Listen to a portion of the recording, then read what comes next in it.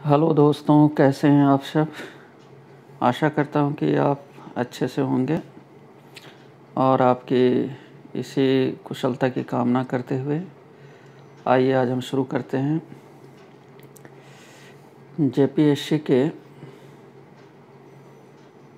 7th JPSC के second paper, जो कि झारखंड के विभिन्न डायमेंशन और तथ्यों पर ये विषयक पेपर होता है। इसमें झारखंड का इतिहास, भूगोल, सभ्यता, संस्कृति, समसामयिक, ये तमाम जो टॉपिक्स हैं अपने आप में ये समेटे हुए रहता है। और इस पेपर को सिलेबस में इंक्लूड करने का सबसे बड़ा वजह यही है कि स्थानीय लोगों का जेपीएससी के पीटी में चयन हो सके और स्थानीय जो ये कैंडिडेट हैं वो ज़्यादा से ज़्यादा सेलेक्ट हो सकें। तो इसी उद्देश्य के साथ सरकार ने इस पेपर को सिलेबस में शामिल किया था। अब विडंबना यह है कि इस वर्ष जो जेपीएससी की पीटी की परीक्षा हुई थी उसमें जो सेकंड पेपर है झारखंड विषयक, वह बेहद टफनेस लेवल का था और इसकी टफनेस लेवल काफ़ी हाई थी और इसी के कारण जो है बहुत से बच्चों ने इसमें अच्छा स्कोर नहीं कर पाया। तो आइए देखते हैं कि पेपर कैसा था और तब पेपर के टफनेस लेवल को हम समझ पाएंगे।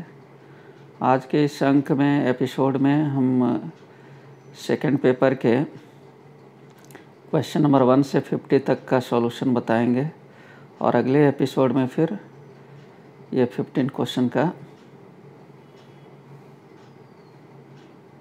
ये 50 क्वेश्चन जो है अगले एपिसोड में करेंगे। देखिए, ये पहला प्रश्न है 7th जेपीएससी पीटी का second paper, focused on Jharkhand. इसका ये पहला प्रश्न है, प्रत्यर्पण एवं पुनर्वास नीति के संबंध में विचार करें। देखिए, सरकार ने नक्सलियों के सरेंडर के लिए, उनके रिहेबिलिटेशन के लिए, पुनर्वास के लिए एक पॉलिसी बनाई थी।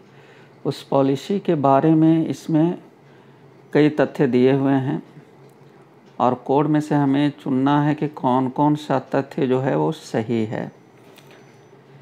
इस नीति की घोषणा 2009 में हुई थी, बिल्कुल सही है।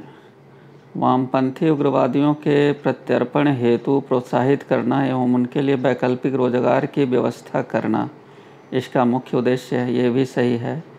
इसका जो मेन ऑब्जेक्टिव था कि जो वामपंथ से उत्प्रेरित जो उग्रवादी हैं, नक्सली हैं, वो सरेंडर करें और उनके लिए रोज़गार भी सरकार जो है रोज़गार की व्यवस्था भी करती है इस सरेंडर पॉलिसी के अनुसार। फिर है कि तीसरा है कि वामपंथी उग्रवाद का तात्पर्य जिन्हें राज्य सरकार द्वारा भारतीय अपराध अधिनियम 1908 की धारा 16 के अंतर्गत अवैधानिक घोषित किया गया है। देखिए, 1908 जो है ये इंडियन जो क्रिमिनल अमेंडमेंट एक्ट है 1908 की धारा 16 के अंतर्गत जो भी कृत्य अवैधानिक घोषित किए गए हैं उसी को वामपंथी उग्रवाद कहा जाता है, ये भी सही है। प्रत्यर्पण पूर्ण रूप से स्वैच्छिक है, ये भी सही है। ये स्वैच्छिक है, ऐसा नहीं है कि कोई ज़ोर ज़बरदस्ती करके, ज़बरदस्ती पकड़ करके ये सरेंडर पॉलिसी में लाया जाता है उग्रवादियों को।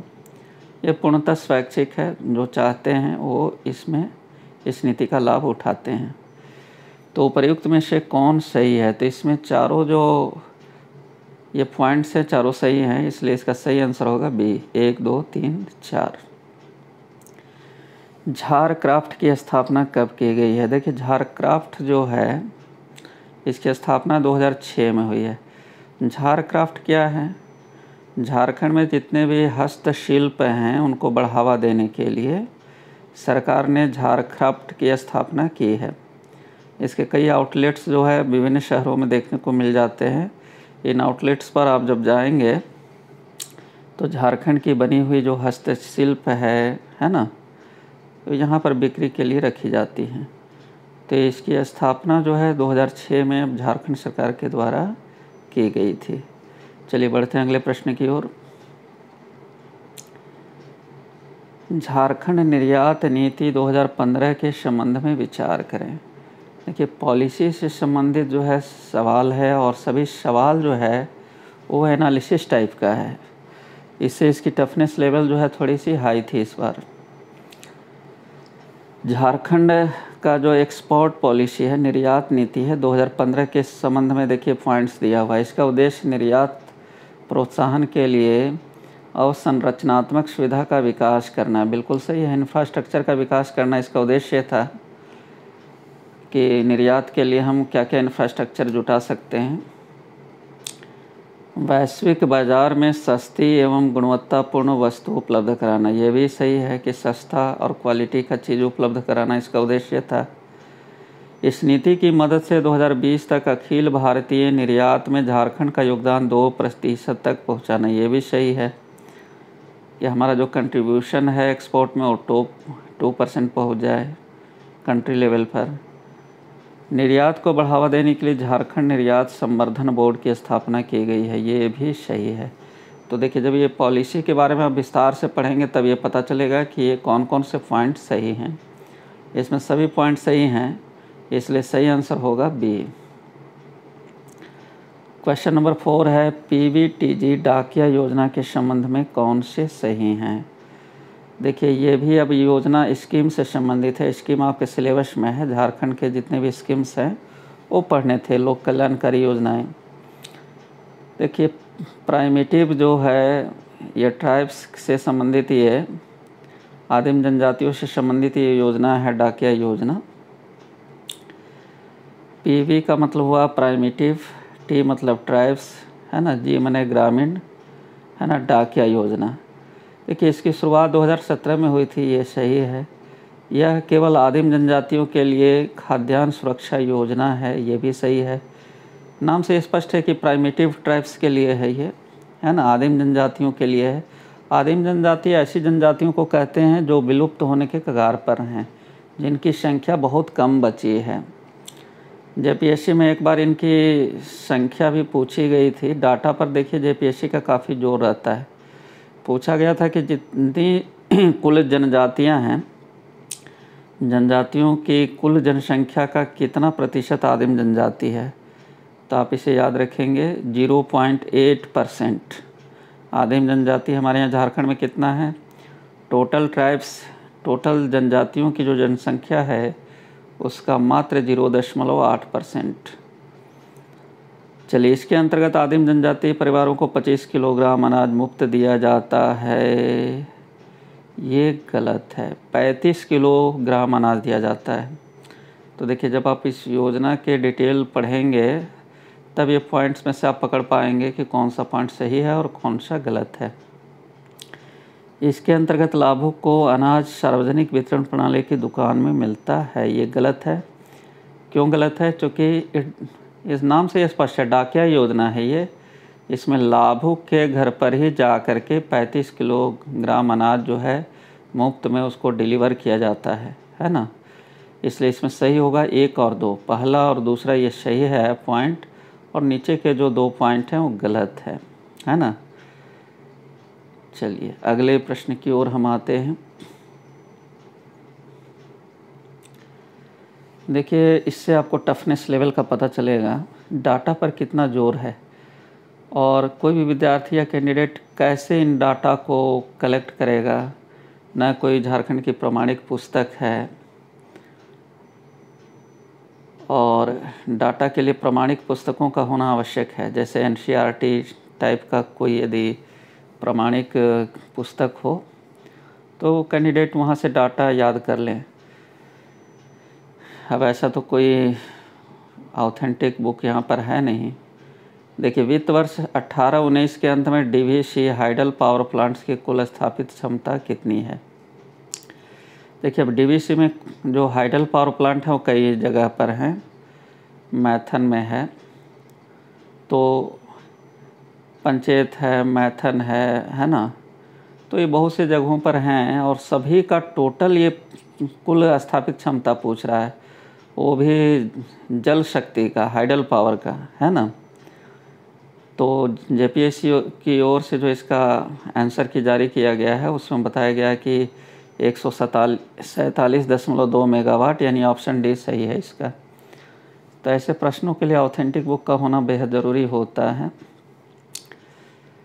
चलिए आगे फिर देखिए ये कितना है जो है ये फालतू टाइप का जैसे प्रश्न जो है जेपीएससी ने सेलेक्ट कर रखा है, जिसका सामान्य ज्ञान से कोई लेना देना नहीं है। और इसका एकमात्र उद्देश्य होता है कैंडिडेट को हतोत्साहित करना, उनका, है ना, मार्क्स को डिक्रीज करना। देखिए क्वेश्चन नंबर 6 क्या कहता है। 31 मार्च 2019 तक हैवी इंजीनियरिंग कॉरपोरेशन ने अपनी कुल भूमि से 2691.44 एकड़ ज़मीन झारखंड सरकार को रांची स्मार्ट सिटी के लिए दे दिया, है ना। जिसमें रांची स्मार्ट सिटी के लिए दिया इतना एकड़ भी भूमि शामिल है, और 158 एकड़ CISF को दे दिया। फिर इतना एकड़ ज़मीन जो है 316 एकड़ ज़मीन जो है लीज पर दी है। फिर 379 एकड़ ज़मीन जो है ये अतिक्रमण है ना, स्थानीय लोगों के द्वारा। तो मूल डीड के अनुसार HEC के पास कुल कितनी भूमि है, कितनी एकड़ भूमि है। अब ये देखिए इस तरह के डाटा जो है पूछे जा रहे हैं। जेपीएससी की ओर से जो आंसर की जारी किया गया है उसके अनुसार 7199.5 एकड़ जो ज़मीन है वो HEC का है। जो मूल डीड है HEC का, जो स्थापना के समय सरकार ने इसको हस्तांतरित किया होगा, तो उसके अनुसार HEC के पास 7199.51 एकड़ ज़मीन है।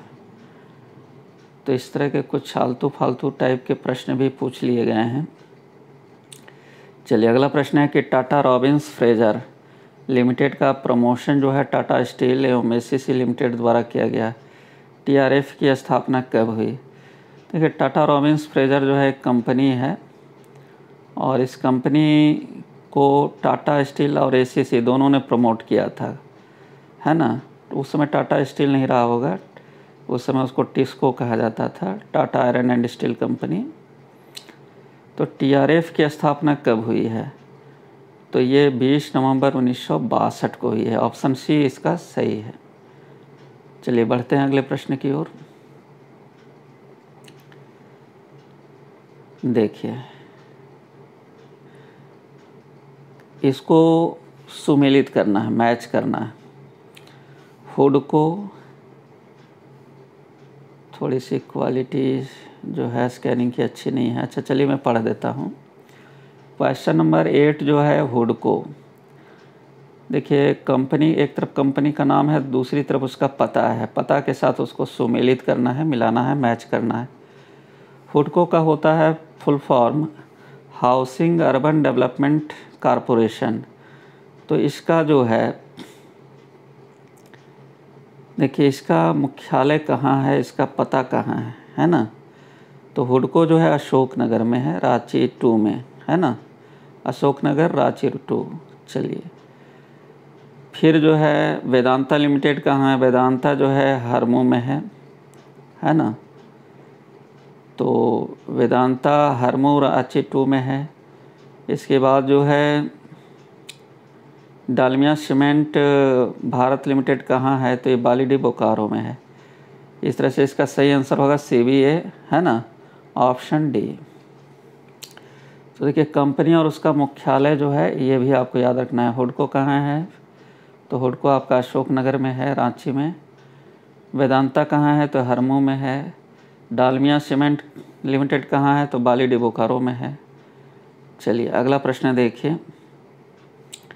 झारखंड टेक्सटाइल परिधान एवं फुटवियर नीति का एक उद्देश्य है समूचे राज्य में टेक्सटाइल उद्योग में पूंजी सशक्तिकरण, प्रौद्योगिकी हस्तांतरण और कौशल उन्नयन एवं साझेदारी विकास। यह नीति कब बनाई गई थी।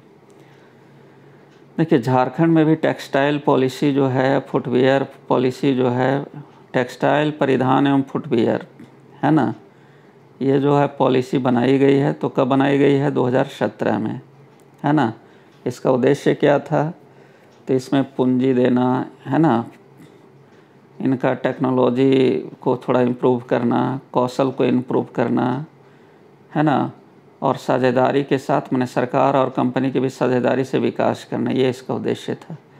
तो ये पॉलिसी कब लाई गई? टेक्सटाइल पॉलिसी 2017 में। बेहद इम्पोर्टेंट प्रश्न है। चलिए बढ़ते हैं अगले प्रश्न की ओर। मुख्यमंत्री हरित ग्राम योजना के बारे में क्या सच नहीं है?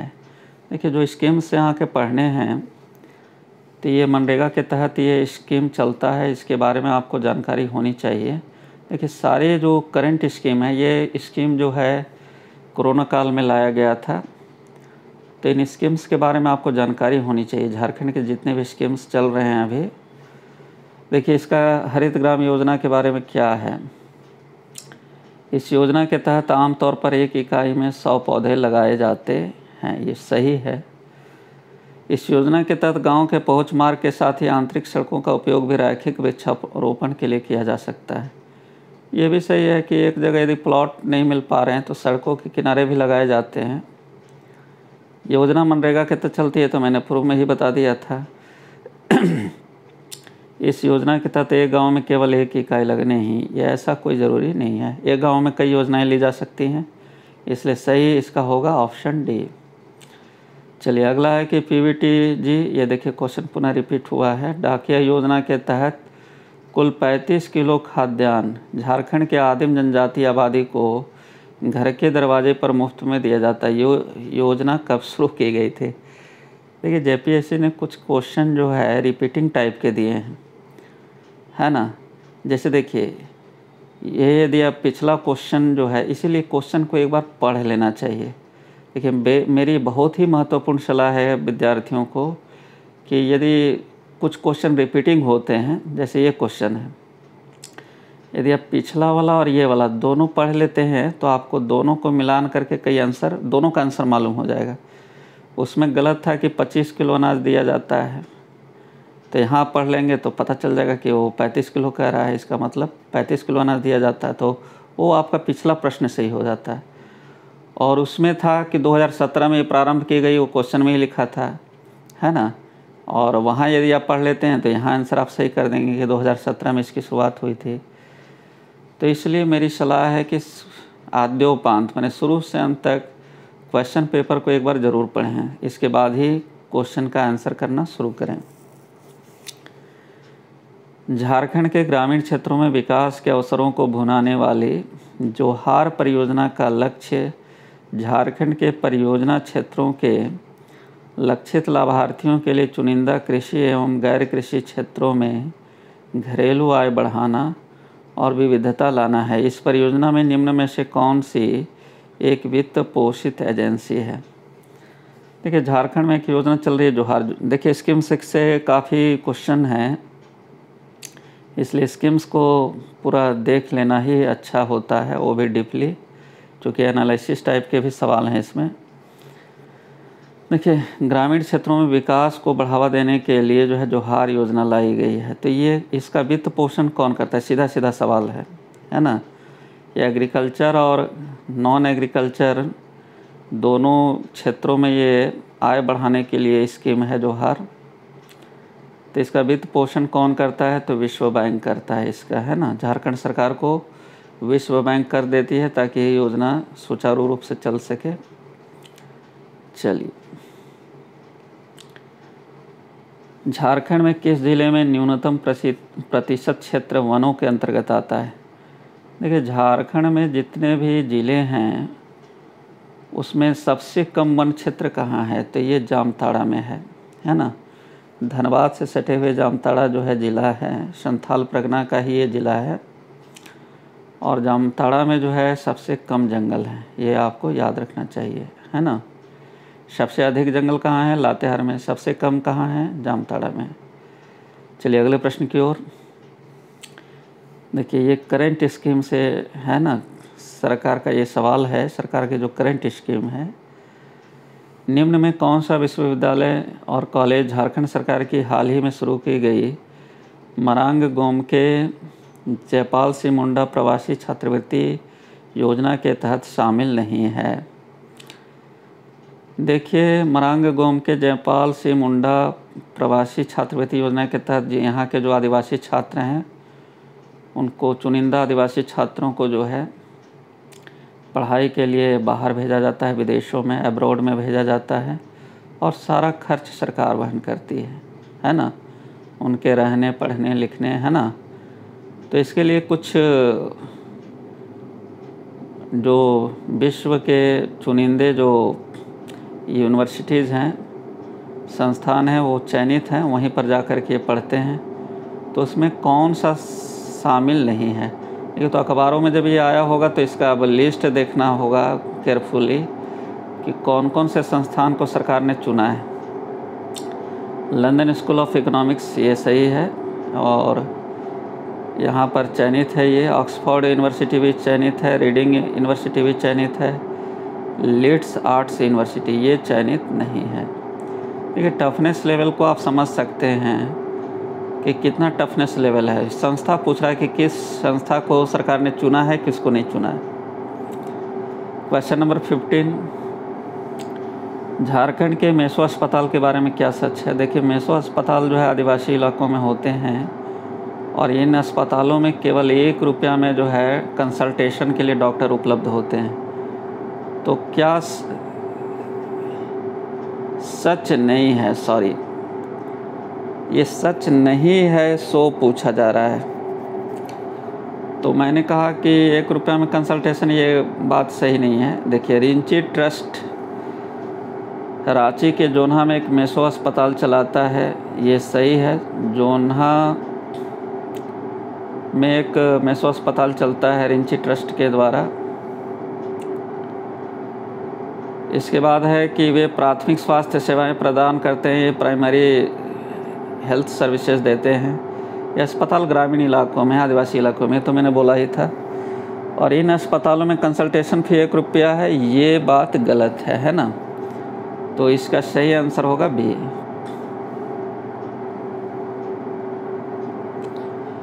चलिए, झारखंड वन विभाग ने एक हर्बल डेमोन्स्ट्रेशन नर्सरी की स्थापना खाली जगह में की है जो प्रदर्शन, प्रशिक्षण एवं विस्तार गतिविधियों को बढ़ावा देती है।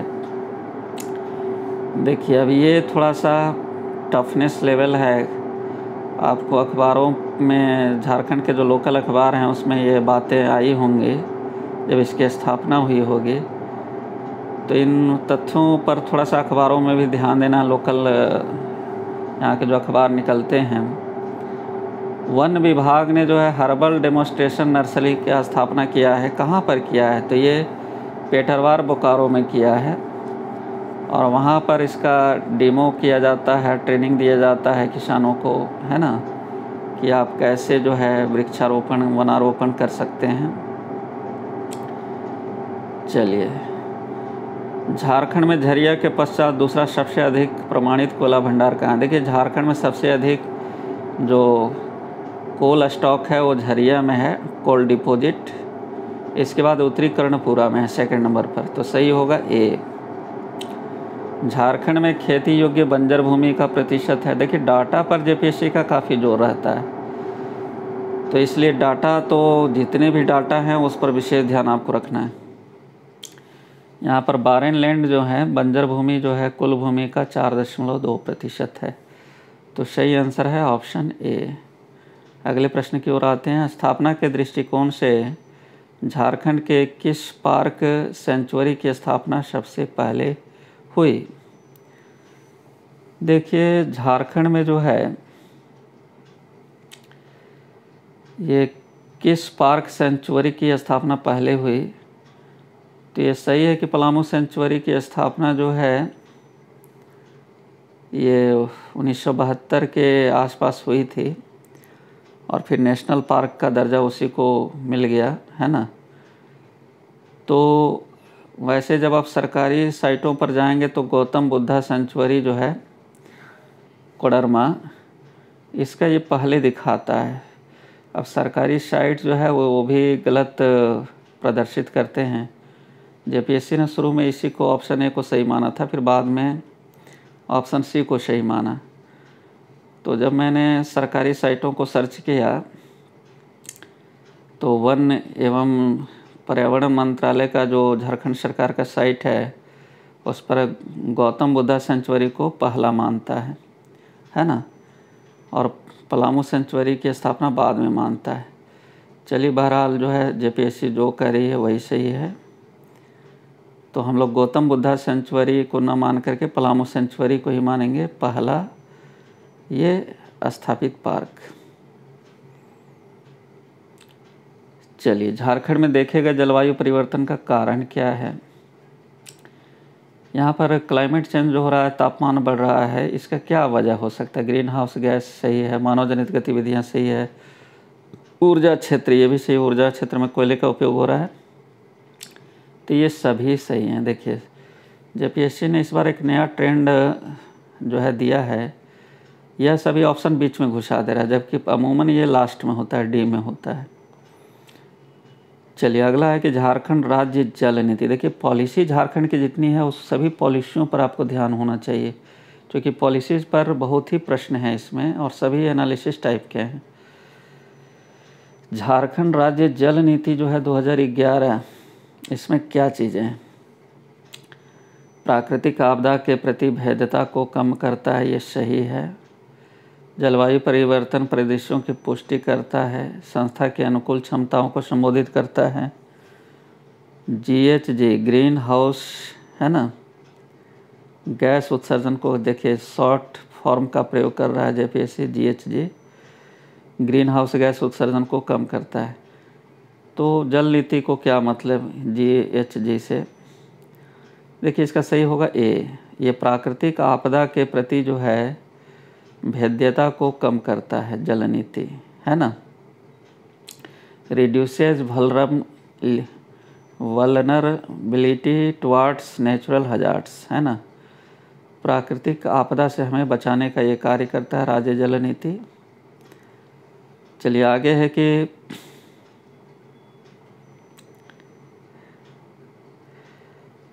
झारखंड नहर सिंचाई के मामले में बुरी तरह से पिछड़ा हुआ क्यों है। ये नहर सिंचाई प्रणाली जो है मैदानी इलाकों में है ना ज़्यादा बनाना आसान होता है, और चूँकि यहाँ पहाड़ी इलाका है तो यहाँ पहाड़ी इलाके ऊंच नीचे इलाके हैं, है ना, तो यहाँ नहरों से सिंचाई उतना संभव नहीं है ना। तो सही होगा सी, पहाड़ी इलाका है।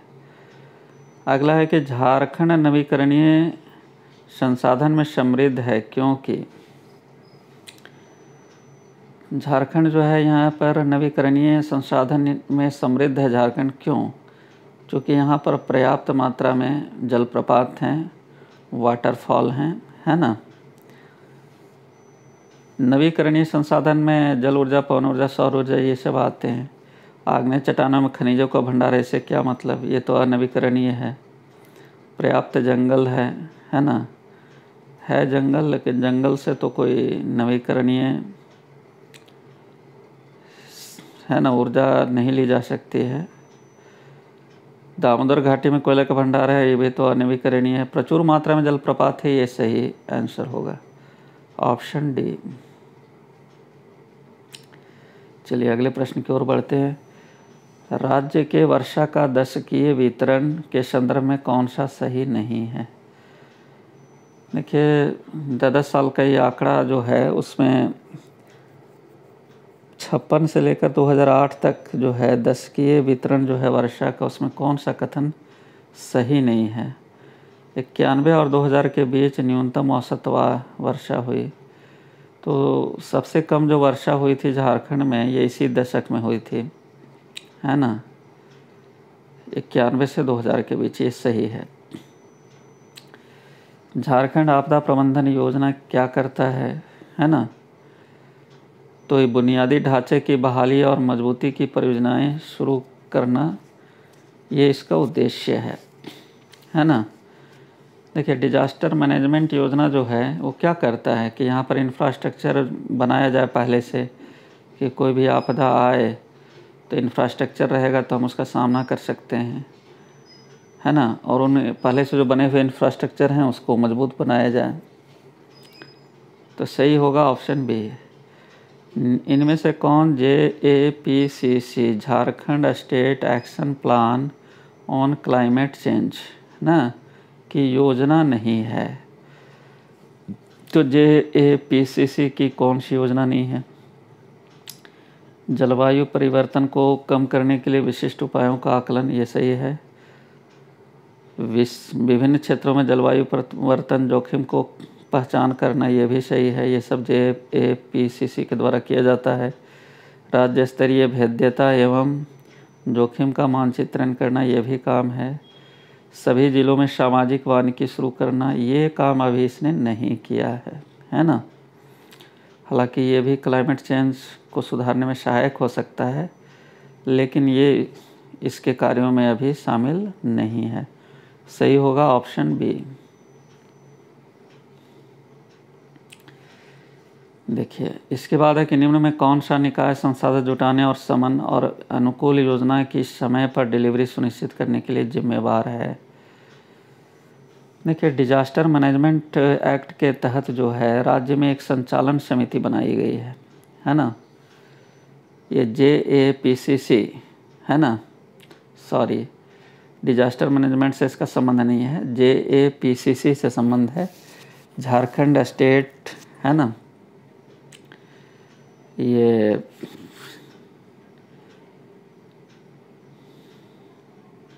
इसके पूर्व प्रश्न में था। झारखंड स्टेट जो ये कमेटी है ऑन क्लाइमेट चेंज है ना, तो उस कमेटी में ही जो है ये राज्य संचालन समिति बनाई गई है। और इसका काम क्या है? संसाधन जुटाती है और अनुकूल योजना का समय पर डिलीवरी सुनिश्चित करने के लिए जिम्मेवार है। तो ये काम जो है राज्य संचालन समिति के जिम्मे है। कौन सा निकाय संस्था संसाधन जुटाती है और समान अनुकूल योजना का समय पर डिलीवरी है ना सुनिश्चित करने के लिए जिम्मेवार है? तो ये राज्य संचालन समिति इसके लिए जिम्मेवार है। सही होगा ऑप्शन डी। JAPCC द्वारा जलवायु परिवर्तन पर राष्ट्रीय योजना कब जारी की गई? देखिए, ये अब थोड़ा सा विवादास्पद प्रश्न है। झारखंड स्टेट जो है action plan on climate change, JAPCC का पूरा नाम हुआ, इसी के तहत राज्य संचालन समिति बनाई गई है ना, जो संसाधन जुटाती है और उसका डिलीवरी सुनिश्चित करती है संसाधनों का। तो JAPCC जो है जलवायु परिवर्तन पर राष्ट्रीय योजना कब जारी की गई द्वारा? तो देखिए, जो राष्ट्रीय योजना जारी की गई थी उसका भारत सरकार ने जारी किया था, वो 30 जून 2008 को जारी किया था, ये सही है। लेकिन JAPCC ने जो जारी किया था है ना अपनी योजना, वो 2014 में जारी किया था है ना। इसीलिए कैंडिडेट इस प्रश्न को विवादास्पद बता रहे हैं, चूँकि इसमें JAPCC द्वारा लिखा हुआ है। तो JAPCC तो राष्ट्रीय योजना जारी कर नहीं सकती है। राष्ट्रीय योजना तो उसके लिए NAPCC बना हुआ है, नेशनल एक्शन प्लान बना हुआ है ऑन क्लाइमेट चेंज। NAPCC लिखता तो सही था। NAPCC राष्ट्रीय योजना जारी की थी 2008 में, लेकिन JAPCC जो है 2014 में जारी की थी। तो ये JPSC की भारी भूल है, जिसको मैंने क्लैरिफाई कर दिया कि कैसे भूल है। NAPCC ने जो है जारी किया था राष्ट्रीय योजना 2008 में, लेकिन JAPCC ने कब जारी किया था? 2014 में।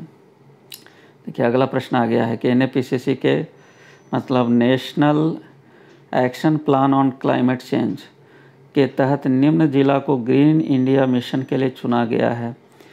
तो ये बहुत ही इम्पॉर्टेंट प्रश्न है कि ग्रीन इंडिया मिशन के लिए किसको चुना गया है? सरायकेला खरसावां है ना। मतलब इस ज़िले को पूरा हरा भरा बनाने का कार्य जो है ये NAPCC कर रही है। National action plan on climate change ये संस्था कर रही है। खनन के प्रभावों को कम करने के लिए राज्य सरकार ने किस राज्य के मॉडल के अनुरूप विधायी उपाय लाने का प्रस्ताव किया है?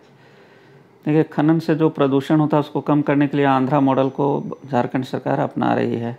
तो सही आंसर होगा सी।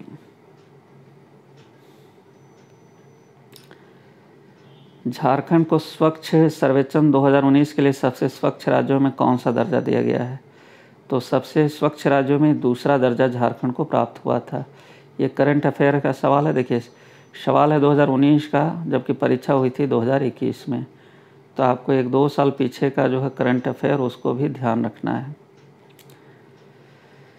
अगला सवाल है कि झारखंड का एकमात्र जिला जिसने 30 सितंबर 19 तक वर्षा की सामान्य औसत सीमा से थोड़ा अधिक प्राप्त किया है।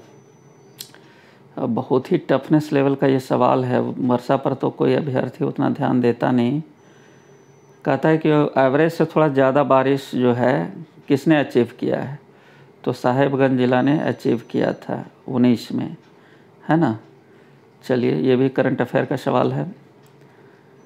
क्वेश्चन नंबर 33, झारखंड के लिए IPCC SRES उत्सर्जन परिदृश्य यह दर्शाता है।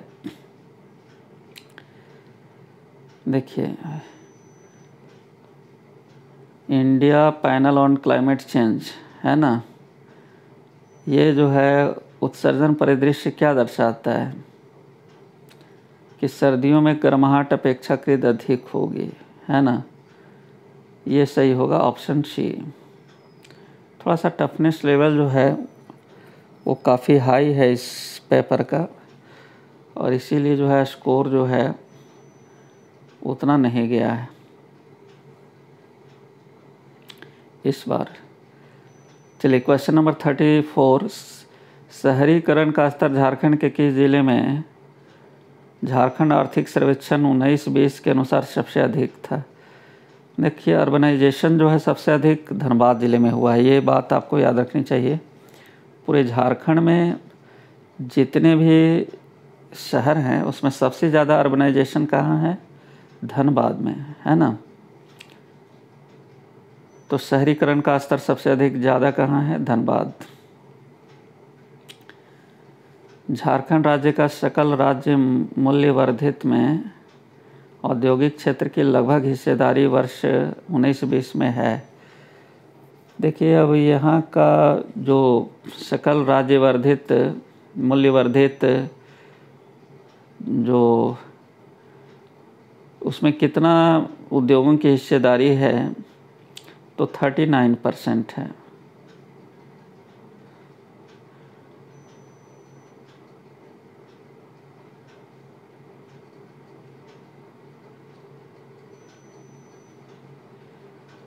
चलिए, अगले प्रश्न की ओर बढ़ते हैं।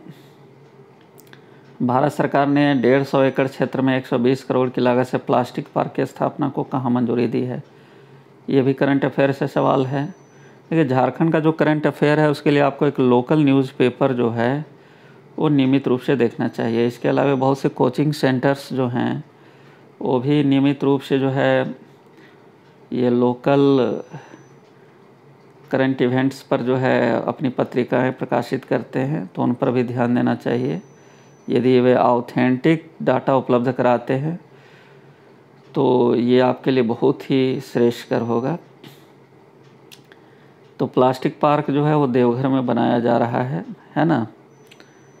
चलिए, आगे है कि मुख्यमंत्री कृषि आशीर्वाद योजना कब लागू की गई थी, है ना, झारखंड में? तो ये पिछले बीजेपी सरकार में जो है रघुवर दास की सरकार में अगस्त 2019 को जो है इसको लॉन्च किया गया था। सही होगा अगस्त 2019। बेहद इम्पोर्टेंट सवाल, झारखंड में खरीफ मार्केटिंग सीजन किस अवधि में चलता है? KMS का मतलब हुआ खरीफ मार्केटिंग सीजन।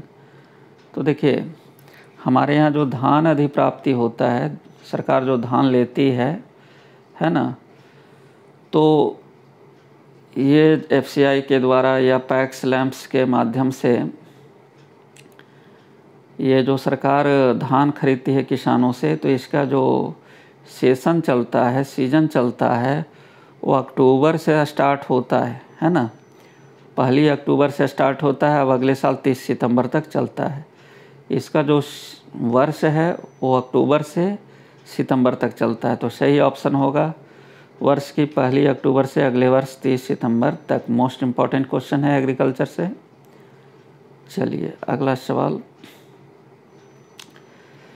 अब देखिए यहाँ के झारखंड के जनजातियों की जो प्रशासनिक व्यवस्था है ना, पंचायत व्यवस्था है, उससे सवाल पूछे जा रहे हैं। ये सिलेबस में शुरुआत में ही है कि आपको यहाँ के स्थानीय प्रशासनिक व्यवस्था से, पंचायत से प्रश्न पूछे जाएंगे। सभी जनजातियों की जो प्रशासनिक व्यवस्था है तो इसको आपको बेहतर ढंग से देख लेना है। पढ़ा पंचायत के प्रमुख को क्या कहते हैं? पढ़ा पंचायत के प्रमुख को पढ़ा राजा कहा जाता है। तो पढ़ा राजा ये सही होगा सी। एक संथाल गांव में ग्राम प्रधान के सहायक को क्या कहते हैं? ये संथाल गांव में जो प्रधान होता है उसको पाहन कहा जाता है और उसका जो असिस्टेंट होता है उसको प्रमाणिक कहा जाता है। सही होगा डी। मुंडा ग्राम के धार्मिक प्रधान को क्या कहते हैं? तो मुंडा ग्राम का जो धार्मिक प्रधान होता है उसको पाहन कहा जाता है। चलिए आगे एक उस शासक का नाम, मोस्ट इम्पॉर्टेंट सवाल है ये। उस शासक का नाम बताए जिसने नागवंशी राज्य की राजधानी सुतियांबे से चूटिया स्थानांतरित की थी। देखिए नागवंशी राज्य जो था सुतियांबे में था, वहाँ से उसको चूटिया किसने लाया था? प्रताप राय ने। और नागवंशी राज्य जो है, रातू का जो किला है वो भी नागवंशी राज्य का ही किला है ना। और नागवंशियों का जो राज्य है वो उसकी राजधानी स्थानांतरित होती रही है। तो सुतियांबे से चूटिया किसने लाया था? प्रताप राय ने। बिटलाहा क्या है? बिटलाहा देखिए एक प्रकार की सजा है ना। बिटलाहा में क्या होता है कि सामाजिक बहिष्कार किया जाता है। ये एक सामाजिक बहिष्कार का तरीका है। यदि आदिवासी समुदाय में कोई व्यक्ति जो है वो अपने समुदाय के विरुद्ध जो है शादी कर लेता है, जैसे उनकी एक परंपरा है कि वो समान गोत्र में ये शादी नहीं करते हैं। मान लो उस समान गोत्र में शादी कर लिया तो ये सामाजिक जो है परंपराओं के विरुद्ध उसने काम कर लिया है ना, तो उसको समाज से बहिष्कृत कर दिया जाता है ना।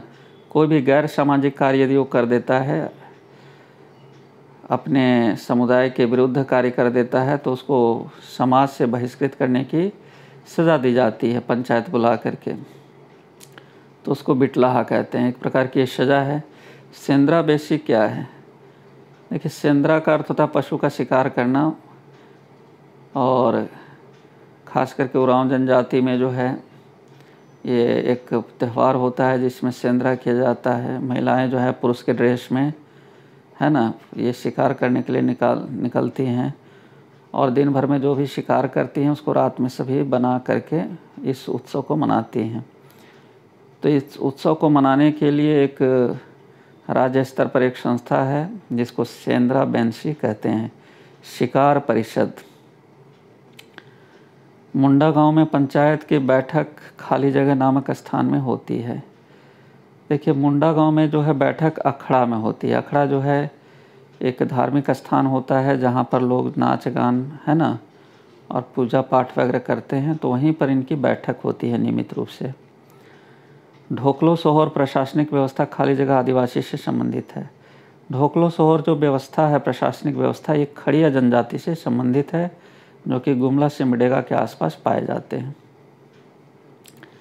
निम्न में कौन खरवार आंदोलन का नेता था? देखिए झारखंड में जितने भी आंदोलन हुए उनके नेता आपको याद रखना है। खरवार आंदोलन भगीरथ मांझी ने चलाया था, है ना। सही होगा डी। झारखंड के किस विभूति ने ईसाई मिशनरियों के प्रभाव में झारखंड के आदिवासियों का ईसाई धर्म में परिवर्तन का विरोध किया था? देखिए लोहरदगा में कार्तिक उरांव ने जो है ईसाई धर्म के प्रसार का विरोध किया था। यहाँ के आदिवासियों को है ना, भोले भाले आदिवासियों को लालच दे करके ईसाई धर्म में मिशनरी परिणत कर रहे थे, जिसका कार्तिक उरांव ने विरोध किया था। बीपी केसरी ये एक झारखंड के बहुत ही महान जो है आदिवासियों पर शोध करने वाले लेखक थे। तो इनके ग्रंथ के अनुसार कौन सदान नहीं है? तूरी, भोक्ता, तेली, ये सब जो है यहाँ के स्थानीय व्यक्ति हैं, झारखंड में स्थानीय समुदाय हैं, रहते हैं बहुत पहले से। ये सदान हैं, है ना, आदिवासियों के साथ मिलकर के रहते हैं। लेकिन भूमिहार जो है ऐसा माना जाता है कि बिहार यूपी से आकर के यहाँ पर बसे हुए हैं, तो इनको ये सदान नहीं मानते हैं बीपी केसरी। अगला सवाल है कि निम्न में से कौन सी जनजाति झारखंड के आधिकारिक अनुसूचित जनजाति की सूची में शामिल है? तो देखिए, यहाँ जो 32 अनुसूचित जनजाति की जो सूची है उसमें बिरजिया शामिल है, और ये सब गंडिया, प्रजा, भंजा, ये सब जो है छत्तीसगढ़, उड़ीसा और है ना महाराष्ट्र के ये सब प्रजातियां हैं, ये हमारे यहाँ की नहीं हैं। ये जो जनजाति है ये झारखंड की नहीं है, केवल बिरजिया इसमें है ना। तो सही होगा ऑप्शन डी। तो आज हमने 1 से 50 तक के प्रश्नों को हल करवाया, और आपको पता चल गया होगा कि इस बार जो है झारखंड का जो ये पेपर था ये बेहद ही टफनेस लेवल लिए हुए था। हम आगे के 50 प्रश्नों को अगले एपिसोड में देखेंगे, और तब तक के लिए हम आपसे विदा लेना चाहेंगे। और हम आशा करते हैं कि आपका ये जो व्यू है, कमेंट है, हमें इस एपिसोड में मिलेगा। और आपसे एक गुजारिश होगी कि यदि आपको मेरा ये वीडियोज़ अच्छा लगता है तो आप इसे अपने मित्रों के बीच अवश्य शेयर करें, लाइक करें, सब्सक्राइब करें, ताकि हमारा उत्साहवर्धन बना रहे, और आपके सेवा में हम जो है हमेशा तत्पर रहें, और इस तरह के तैयारियों के लिए पिटारा लेकर के आपके साथ हमेशा आपके पास प्रस्तुत रहें। चलिए मिलते हैं अगले एपिसोड में, तब तक के लिए सभी को धन्यवाद, बहुत बहुत धन्यवाद।